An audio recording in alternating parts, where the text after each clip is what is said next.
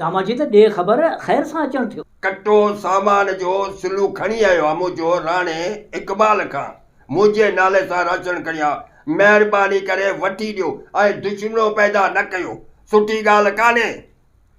न यार अदा मजीद ईअं कीअं थो थी सघे यार, इन कटे राशन जे करे पाण में जेको सो दुश्मनियूं पैदा कंदासीं छा? न न न न भली न तुंहिंजो राशन हूंदो त तोखे वठी ॾींदुसि। अदा ओ हू अचई पियो, अटकटो खई थो अचई, वरी कंहिं ग़रीब जो हक़ मारियूं थो अचई।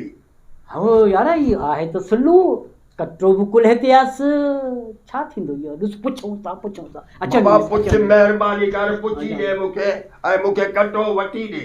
हाज़िर हाज़िर हाज़िर अचे अचे भले अचे।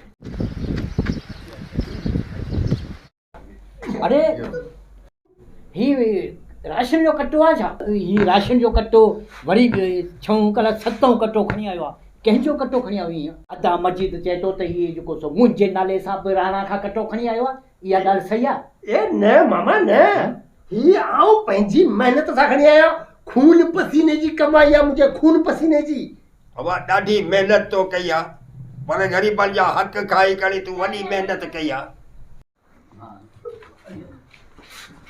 अरे राणा साहब पाण यार ये जेका तुंहिंजो सिलू आहे न, हिन त यार मूंखे तंग करे मारियो आहे। छा थो करे? कॾहिं चए थो खमीसे जे नाले खां सामान ॾे, आऊं ॾेई छॾियां, कॾहिं वरी चए थो खमू जे नाले सां ॾे, कॾहिं कंहिंजे नाले सां, कॾहिं अड़े मूंखे तंग करे 6-7 कटा मूंखां खणी वियो आहे। यार हिनखे सम्झाए, ॿियनि जो हक़ मारे थो। ऐं वरी ॾिस आऊं छा थो चवां, आऊं चवां थो जेका चङा मुड़ुस आहिनि, जेका इंसान दोस्त आहिनि, उहा कंहिं ग़रीबनि जे लाइ माल ॾियनि था। ऐं चवां त सभिनीनि जो हक़ आहे, सभिनीनि खे मिले, पर ही निभागो जॾहिं बचे कूड़ ॻाल्हि हू मरे पियो, हिन जे घर में राशन कोन्हे, ख़ुदा जे वास्ते मूंखे ॾेई छॾे। यार हिनखे सम्झाए, ईअं न करे यार, ईअं न करे। बस बस राणा साहब, इन मतिलबु त मजिद तूं सचो आहीं। इहा हालत आहे ना। अरे यार तूं हिनखे सम्झाए। अरे इहा ॻाल्हि हाणे मूंखे ॿुधाए, छा राणा कूड़ थो ॻाल्हाए? कूड़ थो ॻाल्हाए राणा? न न राणा साहब हाणे मुंहं ते बीठो आहे, कीअं चवां कूड़ थो ॻाल्हाए? अरे सुलू तूं अॼु मूंखे लॼी करे छॾियो आहे। मूंखे ॿुधाए, मजीद जेको चयो आहे सो सही चयो आहे। ऐं मजीद त समझदार आहे, जेको अॼु ढोड़ी मूंखे अची शिकायत ॾिनी आहे। एतिरा कई माण्हू जंहिंजा तूं कटा खणी आए, उन्हनि खे कहिड़ी ख़बर त केरु कटो खणी वियो आहे? अड़े उन्हनि जो हक़ तो मारियो आहे। ऐं तोखे इहो ॿुधाईंदुसि त केतिरा अहिड़ा घर आहिनि जंहिंजे घर में चुल्हो नथो ॿरे। अड़े हीउ उन्हनि जो हक़ आहे त उन्हनि ग़रीबनि खे ॾियो, जंहिंजो हक़ आहे त उहे पंहिंजे बचनि जे लाइ 2 वेलियूं मानी पचाए सघनि। पर तूं अॼु मूंखे लॼी कयो आहे। ऐं आउं ॿुधाए छॾियां ने, तूं आईंदा जेकॾहिं का अहिड़ी हरकत कई थी त पोइ सुठो कोन थींदो। ऐं ॿुधाए छॾियां थो तोखे बसि। मामा तूं सही थो चए, राणा साहब बि सही थो चए। चाचा मजीद जो मां ॾुहारी आहियां।